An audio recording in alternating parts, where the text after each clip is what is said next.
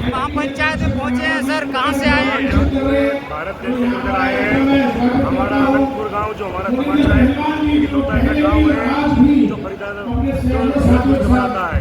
हम बिल्कुल बर्दाश्त नहीं करेंगे पूरा समाज अगर आगे प्रशासन अगर कुछ कार्रवाई करें तो हमें 1,000 जवाब दिया जाएगा। वो पूरे हिंदुस्तान गुर्जर एक है, बिल्कुल बर्दाश्त नहीं किया जाएगा। एक बात करें, बीजेपी ने बिल्डोजर चला रहे हैं, कांग्रेस शासन काल अगर पक्का कर देती तो ये दिशा देखने को नहीं मिलती अनंतपुर गाँव वासियों को। ये कहता हूँ सीताराम गुर्जर राष्ट्रीय उपाध्यक्ष मध्य प्रदेश से हूँ मैं, इसी आंदोलन में आया हूँ क्योंकि मेरे गुर्जर भाई मेरे पिता में पूरे हिंदुस्तान गुर्जर में एक है। हम बिल्कुल बर्दाश्त नहीं करेंगे, ना एक मकान टूटेगा। कहाँ से आए साहब? यशपाल पार्टी कहाँ से? सर क्या कहना चाहेंगे, जिस तरह अगर कांग्रेस 78 वर्ष तक राज किया, अगर पक्का कर देती तो आज ये दिन देखने को नहीं मिलता। कांग्रेस कभी ना कभी वो अलग चीज है। आज मुद्दा है गांव उजड़ने का, आज मुद्दा है हमारी बहन बेटियों की इज्जत का, आज मुद्दा है हमारे न्याय का, आज मुद्दा है हमारे हक का। हम हक के लिए यहाँ पे आए हैं और मैं समझता हूँ यहाँ पे कोई राजनीति नहीं होनी चाहिए। यहाँ पे होना चाहिए तो सिर्फ हक की बात होनी चाहिए, यहाँ पे होना चाहिए तो हमारे अधिकारों की बात होनी चाहिए, यहाँ पे होना चाहिए तो हमारी जो बहन बेटियों को नोचा गया छोड़ा। सत्ता में बीजेपी के नेता हैं, गुर्जर समाज से हैं, वो बिल्डोजर चलवा रहे हैं, क्या कहना चाहेंगे? यदि गुर्जर समाज के जो आप बता रहे हैं गुर्जर समाज के नेता हैं, तो गुर्जर समाज के नेता हैं, उन्होंने पहले क्यों आने दिया बुलडोजरों को? क्यों आने दिया उन्होंने? मैं पूछना चाहता हूँ उनसे, जब वो सरकार में बैठे हैं, उनके विधायक भी हैं, मंत्री भी, क्यों आने दिया उन्होंने? मैं समझता हूँ भारतीय जनता पार्टी की सरकार टोटल 36 बिरादरी के विनाश पर बैठी है, गाँव को जानने के लिए बैठी है। क्या कहना चाहोगे अपने माध्यम से, क्या मैसेज देना चाहोगे? नहीं, मैं अपने माध्यम से मैं ये मैसेज देना चाहता हूँ समझ 36 बिरादरी के लिए संगठित रहे। नहीं, आने वाला जो समय है बड़ा घातक है। जिस तरह से बिहार में वोट डालने का अधिकार खत्म किया जा रहा है, कह रहे हैं 50 अगर 84 से पहले का वोटर है तो वोट डाल सकता है, वो पहले का वोटर है तो ही वह चुनाव लड़ सकता है। क्या लगता है ये यहाँ पर लोकतंत्र खत्म हो गया कि? देखिए मैं कहना चाहता हूँ, जहाँ तक वोटर की बात है, वोटर हो सकता है कि हमारे इतिहास तो पहले ही दबाए जा चुके हैं। हमें अपने अधिकारों की लड़ाई लड़नी है। हो सकता है यहाँ से गांव जानने के बाद हमारे इतिहास को हमारी वोटरों को खत्म किया जा रहा हो, यह भी एक सियासत हो सकती है। मौलिक अधिकार खत्म किए जा रहे हैं, बिल्कुल मौलिक अधिकार हमारे खत्म किए जा रहे हैं, बिल्कुल हमारा रोजगार खत्म किए जा रहे हैं। इस सरकार ने बिल्कुल पूरी तरह से ठान लिया कि देश को बेचना। क्या देश को जनता को क्या मैसेज देना चाहेंगे? मैं जनता से ये कहना चाहता हूँ कि जागरूक हो जाए, जाग जाए। बहुत सोलिए हैं, क्यों? यदि नहीं जागे तो आने वाला जो समय है वो रोजगार से भी और धन से भी टोटल ध्वस्त हो जाएगा। कहाँ से आए सर? पलवल से आए हैं जी, क्या नाम है? जो मेरा नाम विजेंद्र आर्य है जी। पाल जो पलवल के आसपास रहते हैं, उसका नुमाइंदा के रूप में यहाँ आया हूँ। क्या लगता है कि अगर 78 वर्ष हो गए हैं, पहले कांग्रेस ने भी शासन किया, कांग्रेस शासन में इन कॉलोनियों को पक्का कर दिया जाता और ये जो कॉमर्शियल साइडें कर दी जाती तो आज ये दुख देखने को नहीं मिलता। बात ये नहीं है, बात सरकार की नीयत पर है। सरकार की जो नीयत है वो दिल्ली के बहुत नजदीक पहाड़ी क्षेत्र में जो बेशकीमती जमीन है उस पर इनके जो अपने दलाल हैं उनकी नीयत और उन अपने दलालों को, अपने पसंदीदा लोगों को ये जमीन वो लोग देखना चाहते हैं। आज भी देश में चाहे गांव हो, चाहे शहर हो, चाहे कॉलोनी हो, 80% शहर, कॉलोनी, गांव पक्के नहीं है। अभी लालडोरा के अंदर जो गांव बसते हैं उन पर भी लोगों के नाम जमीन नहीं है, केवल उनका कब्जा है। इस तरह से यदि उजाड़ने लगे तो सारा देश उजाड़ना पड़ेगा। नहीं, ये जिस तरह से नोएडा में मायावती जी ने नोएडा में कॉलोनियाँ पक्की कराई, उस तरह हरियाणा में भी पक्की की जा सकती थी। देखिए, जो भी सरकारें आई हैं उन्होंने कॉलोनियों को पक्का करने का काम किया है, लेकिन वो एक नियम होता है, कभी कुछ कॉलोनियों को करते हैं, कभी कुछ कॉलोनियों को। उससे क्योंकि दिल्ली के आसपास का जो क्षेत्र है, यहाँ पूरे देश से लोग आकर के हजारों लाखों की संख्या में हर साल बस जाते हैं।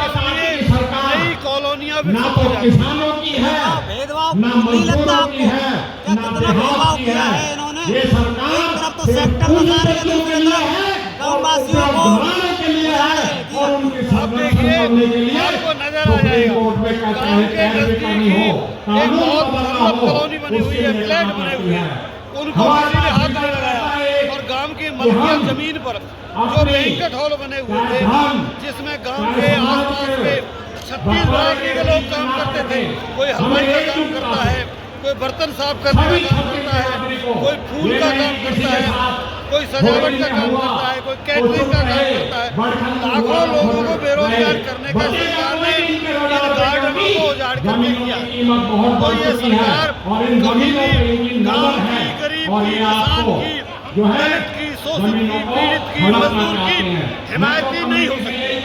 ये केवल देश के जो चुने हुए बड़े घराने हैं, जो बड़े उद्योगपति हैं, उनको देश में आगे बढ़ाना चाहती है और गांव और गरीब को मिलाने की कोशिश में सरकार लगी।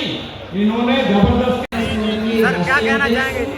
हम लोग आज अनंतपुर में जो महापंचायत का आयोजन हुआ है, अपनी पार्टी भारतीय जनता की तरफ से समर्थन और सपोर्ट के लिए आए हैं। ये जो लड़ाई है ये केवल अनंतपुर की नहीं है, पूरी NCR की है, विशेषकर गरीब की है, किसान की है, मजदूर की है।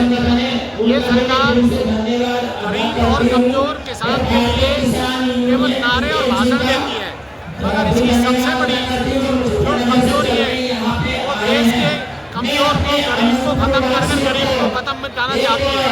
तो आज जो ये पंचायत का आयोजन हुआ है, इसमें 36 बिरादरी के लोगों ने आकर अनंतपुर गाँव को बचाने के लिए जो संकल्प लिया है, आज पूरा देश में बहुत बड़ा संदेश गया है कि सरकार में फिर उल्टी दिल्ली शुरू हो गई है और दिल्ली के लगता हुआ जो क्षेत्र है, विशेषकर गुर्जर समाज का, उसमें भारी रोष और गुस्सा है। अभी तक जो बिन मांगे भारतीय जनता पार्टी को हमेशा सपोर्ट देने का काम कर रहा था, आज गुर्जर समाज ने इस मंच के माध्यम से, इस पंचायत के माध्यम से संकल्प लेकर एक बहुत बड़ा संदेश दिया है कि ये भारतीय जनता पार्टी, चाहे वो देश का हरियाणा प्रांत हो, या उत्तर प्रदेश हो, या राजस्थान हो, मध्य प्रदेश, हिमाचल और जम्मू कश्मीर तक का हर समाज का, हर धर्म का, गुर्जर समाज का आज बिरादरी से नाम पर यहाँ पर बड़ी संख्या में सभी समाज लोग इकट्ठे हुए हैं और उन्होंने संकल्प लेकर इस समाज को बचाने का आह्वान किया है और ये लंबी लड़ाई के लिए आज इसी तरह से जिस तरह कांग्रेस को मौका मिला था पक्की कर देंगे, आज बीजेपी भी पक्का करने के बजाय उजाड़ रही है। क्या लगता है कि कितना भेदभाव किया जा रहा है इस गुर्जर समाज के साथ में? आज बिहार में देखा जा रहा है कि जो चुनाव आयोग है उसके रास्ते से वोट डालने का अधिकार भी खत्म किया जा रहा है। बहुत बड़ा षड्यंत्र है और सोची समझी रणनीति के तहत है। मध्य प्रदेश के अंदर जो चीते लाकर विदेश से छोड़े गए हैं वो गुर्जर समाज का बहुत बड़ा एरिया है। अभ्यारण्य के नाम से उसको संरक्षण करने के लिए लगभग 150 गाँव पर मध्य प्रदेश के श्योपुर और ग्वालियर क्षेत्र में बहुत बड़ा संकट है। ये यहाँ प्राधिकरण के नाम पर आपके नोएडा में गुर्जरों को बर्बाद करने का जो बहुत बड़ा षड्यंत्र है, अब गुड़गांव और फरीदाबाद में भी इसका एक उदाहरण देखने के लिए मिला है। ये केवल एक गांव की लड़ाई नहीं है, ये पूरे देश में एक विरासत और संस्था को बचाने की लड़ाई है। इसके लिए 36 बिरादरी को, कमजोर किसान और सभी वर्गों को मिलकर लड़ना होगा, क्योंकि ये पार्टी, ये संस्था लोगों को धर्म के नाम पर, जाति के नाम पर, क्षेत्र के नाम पर बांटकर एक एक करके मारने का काम कर रही है। और मिलकर इस लड़ाई को लड़ने बिहार में मौलिक अधिकार, वोट डालने का मौलिक अधिकार खत्म किया जा रहा है और वो पूरे देश में किया जाएगा। इसके प्रति क्या रहेगा? देखिए, ये बहुत बड़ी साजिश है संविधान को समाप्त करने की, संविधान को खत्म करने की ये इस पार्टी की सबसे बड़ी नीयत है। क्योंकि ये संविधान का ना कभी इन्होंने सम्मान किया। ये वो दल है जिसकी मां RSS है, जिसने तिरंगा को हाथ नहीं लगाया 2002 तक, तो ये लोग देश का क्या सम्मान करेंगे? देश के बंटवारे में इनका बहुत बड़ा षड्यंत्र था। 1942 में भारत छोड़ो आंदोलन में ये लोग अंग्रेजों के साथ में खड़े थे। इन लोगों ने देश के 2 टुकड़े कर दिए, आज देश को अंग्रेजी की स्थिति में पहुंचाने का काम कर रहे हैं। हम देश को बचाने के लिए 36 बिरादरी, सभी समाज और सभी धर्मों को मिलकर देश के लिए लड़ाई लड़नी पड़ेगी। नहीं तो ये षड्यंत्रकारी लोग इस देश को बर्बाद करने पर तुले हुए हैं। जनता को क्या मैसेज देना चाहिए? जनता के लिए एक ही मैसेज है, ये पूंजीपति, उद्योगपति और देश को बांटने वाले लोग, सांप्रदायिक लोगों की सरकार है। ये बड़ी षड्यंत्रकारी सरकार है। ये धर्म के नाम पर आपको आक्रोश में लेती है, केवल दिखावे के लिए ये राम का नाम लेती है। ये धर्म के सबसे बड़े दुश्मन है। इन्होंने हिंदुओं में भी भेदभाव जाति के नाम पर एक ही जाति को विरोध करने का काम करते हैं।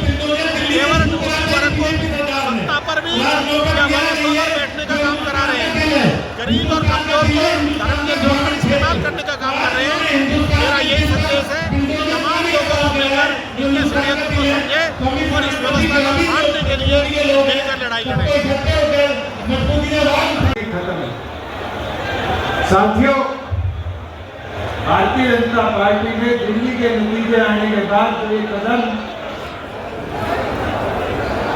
आपके गांव के अंदर उठाया है, निंदनीय नहीं। ये दर्शाता है कि सरकार के अंदर रहकर इनके दिमाग में दिमाग आ गया और इस लड़ाई को हम सबको मिलकर लड़ना पड़ेगा और एकता होगी तभी ये लड़ाई जीती जाएगी। हमारे बीच में पार्लियामेंट के विधानसभा के साथी भी बैठे हैं। दोनों सदनों में लड़ाई लड़ी जाए, मगर उसके साथ साथ जयललिता साहब से अनुरोध करूंगा कि लड़ाई कानूनी तौर पर कोर्ट में भी लड़नी पड़ेगी, सामाजिक तौर पर मैदान में भी लड़नी पड़ेगी। और ये आज जो एकता दिखाया है, जिस तरह से हम एक होकर यहाँ अलग अलग संस्थाओं से यहाँ पर आए हैं, इस एकता को भी आगे ले जाना पड़ेगा। साथियों, मैं इतना आपको बता सकता हूँ कि ये जो कार्रवाई करी गई है, इसके अंदर भी जब मैं आपके यहाँ पर आ रहा था तो भेदभाव दिखा कि एक फार्म हाउस छोड़ दिया, 3 छोड़ दिए। कोई पूछने वाला हो, पुलिस प्रशासन की मदद से तोड़फोड़ करी गई। अगर कानून सबके लिए बराबर था तो इस टेंट से 5 मीटर दूर पुलिस की चौकी है, क्या कानून के अनुसार उसको नहीं तोड़ना चाहिए था? पुलिस का थाना है यहाँ से 200 मीटर दूर, क्या उसको नहीं तोड़ना चाहिए था? क्या कानून सिर्फ गरीब कमेरे के लिए है कि उसका मकान तोड़ दिया जाए, उसकी दुकान तोड़ दिया जाए, और उन साहूकारों के लिए नहीं है जिनके बड़े बड़े यहाँ मैरिज पैलेस बने हुए हैं, उनको नहीं तोड़ा? तो मैं जयललिता साहब से निवेदन करूंगा, इस विषय को भी लेकर समाज में आओ कि कानून भी 2 तरह से बनाया गया। मैं भी आफ्ताब जी से बात कर रहा था कि मेरे साथ विधानसभा में थे, मैं भी रेवेन्यू मंत्री था। आपको याद होगा, गुड़गांव के एक बड़े बिल्डर के खिलाफ फैसला आया कि उसका होटल तोड़ दिया जाए, उसकी मॉल तोड़ दी जाए। क्या हरियाणा विधानसभा ने, मनोहर लाल जी ने, आपने भी समर्थन दिया था कि इतनी बड़ी तोड़फोड़ गुड़गांव में हो जाएगी, पूरे हरियाणा में हो जाएगी। कानून बदला था, नहीं बदला था 15 दिन के अंदर? आज अनंतपुर की लड़ाई के लिए भी हाँ, विधानसभा में पूरे में सदस्य हो, आपको चल रहा, हम सब भी पुराने सदस्य भी, जो भी पॉलिटिकल पार्टी आप चाहोगे, गवर्नर साहब से सभी लोग विशेष सत्र की मांग करो कि हरियाणा विधानसभा के इस कानून को पारित करने के लिए विशेष सत्र बुलाया जाए और ये हजारों लोगों के आशाओं को तोड़ने के लिए अगर कानून बदलना पड़े तो कानून बदल कर भी हरियाणा की आम जन की आवाज की जो लड़ाई है उसको हम लेकर चलें। और ये जो शुरुआत है, इस पूरे तोड़ फोड़ की जड़ अगर कोई थी तो वो अनंत इनकलेव था। प्रधान जी, जो एकांत इनकलेव तोड़ा गया, उस एकांत इनकलेव की पिटीशन सुप्रीम कोर्ट में गई तो खोरी तोड़ा गया।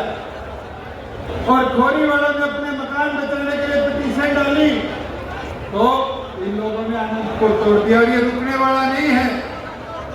अगर इसी तरह PLPA एक्ट का बात करते हुए कोर्टों के अंदर हलफनामे देकर सरकार कदम उठाएगी, वो दिन दूर नहीं होगा कि आपके पाली तक के गांव को सबको तोड़ने के ऑर्डर सुप्रीम कोर्ट कर देगा।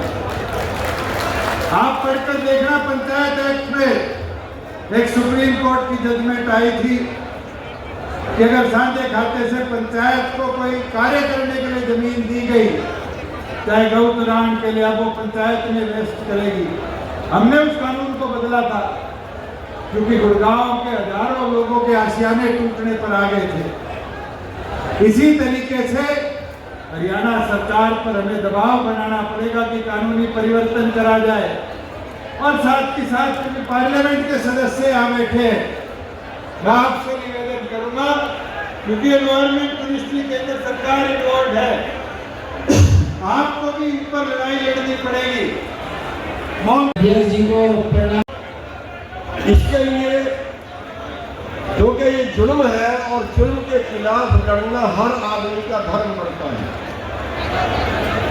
आगे दूसरे गांवों का नंबर पड़ेगा, इसलिए ये जो लड़ाई है, ये लड़ाई हमें आर पार की लड़ लेनी चाहिए। ये लड़ाई हमें करो या मरो की लड़ाई लड़ लेनी चाहिए। तो भारतीय किसान यूनियन चड़ोनी पूरा इसका समर्थन करती है। और हमें तो आज का प्रोग्राम रखा हुआ था मिल्क के अंदर, लेकिन फिर भी जरूरी समझा आपके बीच हाजिरी निभाना, क्योंकि अपने पूरे संगठन का समर्थन आपको देना जरूरी था। जहाँ भी हमारी जरूरत पड़े वहाँ चाहे लटकाने पड़े, चाहे जेल में जाना पड़े, चाहे सरकार की गोलियां खानी पड़े। और मैं तो ये कहता हूँ कि भैया, अगर पंचायत की सहमति बन जाए और अगर वो बुलडोजर लेके आए तो हम सबसे पहले उस बुलडोजर के आगे लेने के लिए तैयार हैं। लेकिन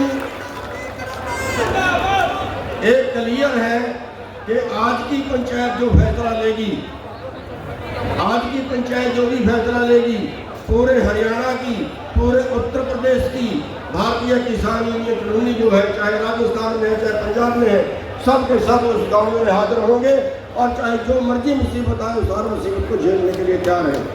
तो मैं बहुत ज़्यादा टाइम नहीं लूँगा क्योंकि बोलने वाले वक्ता बहुत सारे हैं। तो हमारा पूरी तरह से समर्थन है और जैसी भी कुर्बानी देनी पड़े उस हर तरह की कुर्बानी देने के लिए तैयार है। हमारे मनोज नागर जी हैं, ये हमारे राष्ट्रीय अध्यक्ष जी हैं उत्तर प्रदेश से, ये आपके बीच यहीं पे हैं और ये लगातार यहाँ पे की ड्यूटी है, लगातार यहाँ पे नजर रखते हैं। पत्रकार बंधुओं है, लेकिन सरकार का काम तो गाँवों को बसाना होता है, लोगों को। ये आपका मुखिया गुजर शीश नवाकर सादर प्रणाम करता है। भाई मंच वाला थोड़ी देर चुप हो जाओ।